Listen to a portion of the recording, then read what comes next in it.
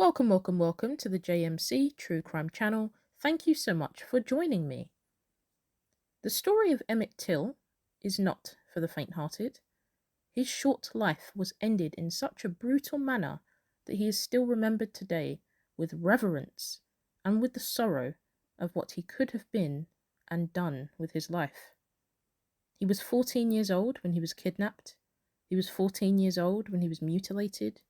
He was 14 years old when he was lynched. Today's video is all about Emmett and what he meant to his loved ones while he was amongst the living and what he has meant to the world after his death.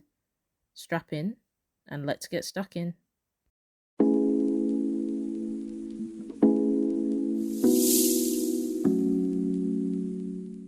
Emmett Lewis Till was only 14 years old when a truly diabolical act was carried out against him. Several, in fact. Things that should have been unthinkable, and yet they weren't. Emmett, also affectionately known as Bobo, was born in Chicago, Illinois in the US. He was born on the 25th of July, 1941, to his parents, Mammy Carthan and Lewis Till. So, because we're talking about the mid-1900s, this is naturally a very different time period to the one we live in today. Society has progressed in a lot of ways, and not so much in others. In my opinion, racism is the perfect example of showing just how much we have moved on as a society, and how much we haven't. Racism can and does take many different shapes and sizes and forms. And back in the 1900s, the shape, the size, and the form it took was simply an obvious one. People didn't hide their disdain, their disgust, their hatred. And what happened to Emmett Till, sadly, proves this point. So, I was about to say let's go back to Emmett's earlier years, but the truth is, all of Emmett's years were early because he died so young. He was 14 years old. He didn't get to experience what he should have been able to experience, which was a full life. Still, I want to give you some background on Emmett and how he grew up. So in 1942, his parents separated and Emmett was only 12 months old at the time. He never really knew or had bonded with his father, and so in 1945, a few weeks before his 4th birthday, Emmett's father, Lewis, was killed. Emmett was largely raised by his mother, Mammy, and his grandmother. These two women were instrumental in his life. They were his biggest influences, his closest relationships, and he absolutely adored them. And they reciprocated that adoration.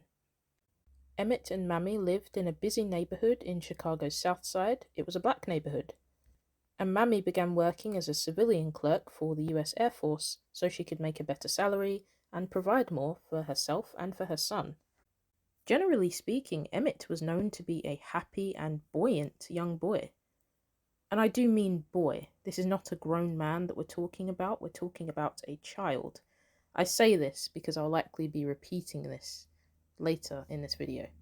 So Emmett, being this happy boy, he liked to joke and pull pranks. Nothing atypical to what you would expect of, well, anyone, to be honest, but particularly a child. You're more innocent, you're more free. Better yet, you should be allowed to be. But sadly, in those times, that wasn't the case, especially when it came to people of different races. I would say that there was an invisible line, but that's not true. The line was very much so visible. It was called segregation. Racial segregation is the systematic separation of people into racial or other ethnic groups in daily life. For example, the white kids can't sit with the black kids, and vice versa. So again, I say, the line was very much so visible. And living in the south side of Chicago, Emmett did attend a segregated elementary school, but I don't know if anything could have prepared him for the level of segregation he would face in Mississippi. So, in 1955, the uncle and granduncle of Mammy and Emmett respectively came to visit them in Chicago. He told them both of the stories of living in Mississippi, and Emmett was more than enthused. He wanted to experience this life for himself. And the trio arranged to do exactly that. Mose Wright, Mammy and Emmett's uncle, lived in Money, Mississippi, and this was a small town that only consisted of 3 stores, a school, a post office, and a cotton gin, which is short for a cotton engine, which was just a machine that would quickly separate cotton fibers from seeds and whatnot. The town was also comprised of a few hundred residents, so very small and a very intimate place to live. Emmett was set to go for a visit with his Uncle Mose and 2 of his cousins. Mammy was set to stay behind. Just before he departed Chicago for Mississippi, Mammy warned him that the 2 states were completely different worlds, and that he needed to know how to conduct himself in front of white people in the South. Emmett told her that he understood. Emmett was a 14-year-old boy. Did he understand? Could he have? Do you know what lynching is? Have you ever heard the term before? If you've heard of Emmett Till prior to this video, you likely are familiar. Lynching is an extrajudicial killing by a group. It's essentially a public execution by a mob to punish someone that you believe to be a transgressor.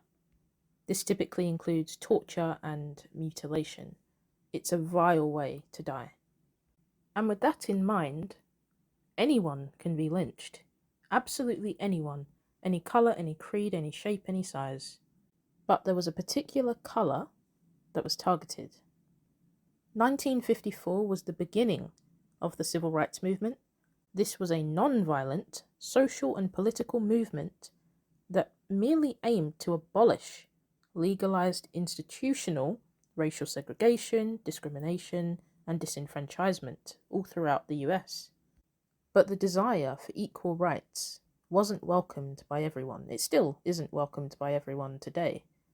One of my favourite quotes was said by James Baldwin. "We can disagree and still love each other, unless your disagreement is rooted in my oppression and denial of my humanity and right to exist." After the emancipation of approximately 4 million African Americans, black people, they became the target of lynchings. How dare they get their freedom? How dare they have agency for their own lives?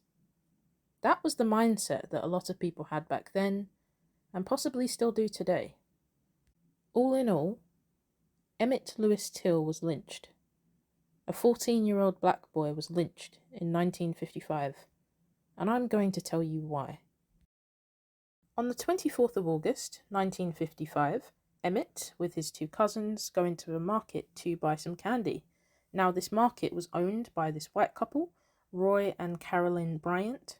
Roy was 24 and Carolyn was 21. Now, what took place in this store is still heavily disputed to this day. The general gist is this. Emmett goes into the store, he buys the candy, he possibly wolf whistles at Carolyn. Wolf whistling can be a means of expressing your attraction to someone, although it's not always welcomed. Carolyn also claimed that he grabbed her and made unsolicited sexual advances towards her before he left the market. And I cannot overstate this. A black boy whistling at a white woman in the 50s in Mississippi, it wasn't just unheard of, it was almost sacrilege. Roy Bryant, Carolyn's husband, had been away on a business trip. He returned a few days later. Upon his return, Carolyn told him of what had allegedly taken place. He was enraged. A black boy allegedly leering at his wife? In his mind, unacceptable. So he decided to do something with that rage. Several young black boys would come into his store wanting to buy things, and Roy would aggressively question them all. It didn't take Roy long to discover that the boy he was looking for was from Chicago and was staying with his great-uncle, Mose Wright. In the early hours of the 28th of August 1955, Roy and his half-brother John Millam went to find Emmett. And find him they did. The two men drove to Mose Wright's house. John was armed with a pistol and a flashlight. He asked Mose if there were boys in the house from Chicago, and he wanted Mose to take him to the N-word that did the talking. Now, this was an incredibly frantic situation for Emmett and his family. They knew nothing good could come of this. Emmett's great-aunt even tried offering the men money, anything to make them go, but they refused. It wasn't money that they wanted. They wanted blood. Mose tried to step in, tried to defend Emmett, said he didn't know much. He was from up north. He didn't know any better. John didn't take this kindly. He asked how old Mose was. Mose responded with 64. John said, "If you want to live to see 65, don't tell anyone." And with that, Roy Bryant and John Millam took Emmett. They drove him down to the Tallahatchie River and beat him. All the while, Mose was waiting up, waiting for the two men to return Emmett. As dawn slowly broke, he realized that they weren't bringing Emmett back. Mose did try to find him. He got in his car and drove around, but sadly he couldn't find him. He never saw Emmett again. 3 days after his abduction, Emmett was found. His swollen and disfigured body was found by two boys that were fishing in the Tallahatchie River. His head had been mutilated. He had been shot above the right ear. One of his eyes had dislodged from the socket, and there was evidence that he had been beaten on the back and on the hips. His body had been weighted down by a fan. This was fastened around his neck with barbed wire. He was also nude. Due to the trauma and to having been submerged in water, his face was unrecognizable. He was lynched. This boy had been lynched. Emmett Till died a brutal death. He was surrounded by people that hated him, people that didn't think his life was worth more than what they were about to do.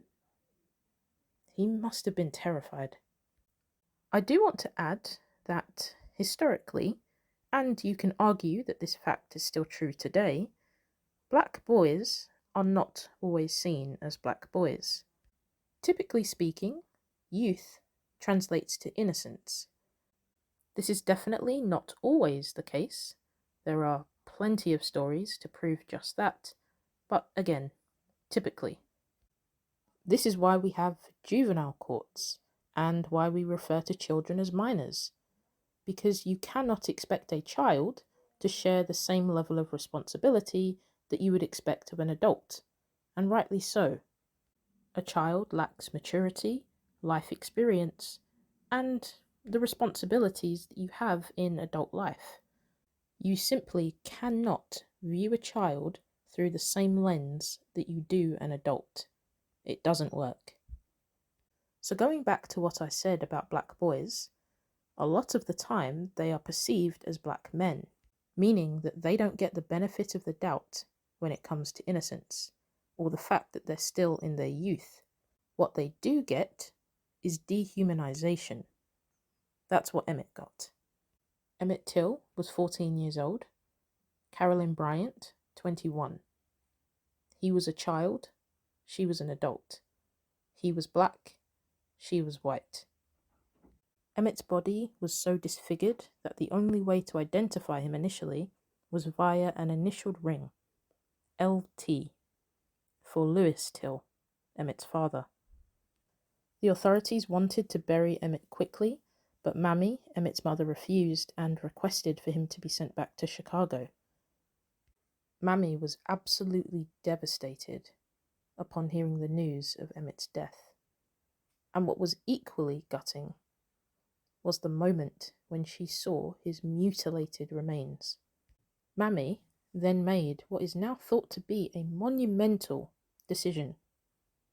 She decided to have an open casket funeral so that all of the world could see what these two racist men had done to her son. This decision not only focused on racism, anti-black racism to be specific, but also on just how barbaric lynching was. Tens of thousands of people attended his funeral.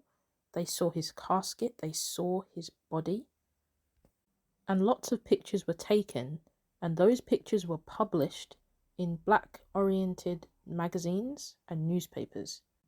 This rallied support from black people and garnered sympathy from white people.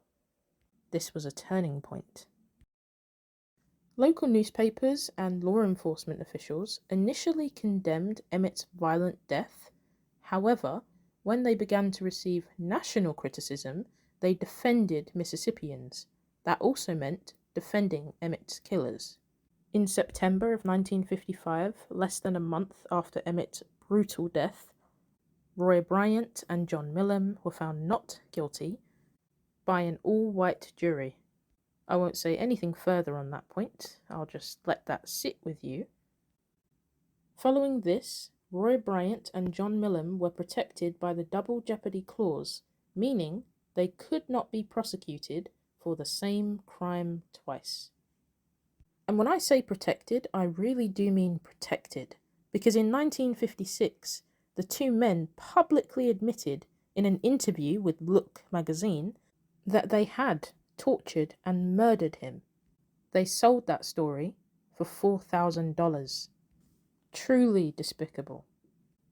In my view, Emmett's murder was undoubtedly a catalyst for the next phase in the civil rights movement, because in December of 1955 came the Montgomery bus boycott, a boycott that was a political and social campaign against the racial segregation on the public transport system of Montgomery, Alabama, calling back to the one and only Rosa Parks. Emmett Lewis Till lived an incredibly short life, but in death he is still remembered. He is remembered and was loved by no one more than his mother, Mammy. I just wanted the world to see what they did to my baby.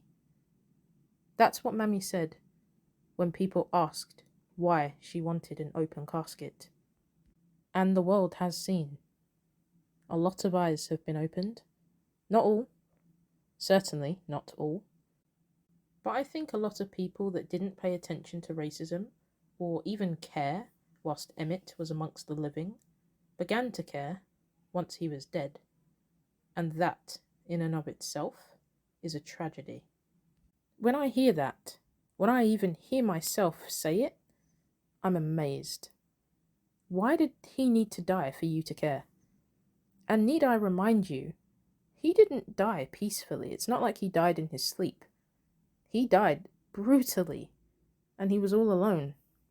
And somehow, that's what it took to humanize him. As if him being a young boy wasn't a good enough reason. Emmett's mother, Mammy, spent the rest of her life fighting for equality. After Emmett's death, she became an activist, and whilst she absolutely fought for justice for her son, she also did a lot more. She fought for justice for other people's sons and other people's daughters. A large part of her activism was centered around education, and she advocated for children living in poverty for over 40 years. Mammy died in January of 2003. It has been 20 years, and she, alongside Emmett, are remembered fondly to this day. In 1980, John Millam, one of Emmett's killers, died of spinal cancer at the age of 61.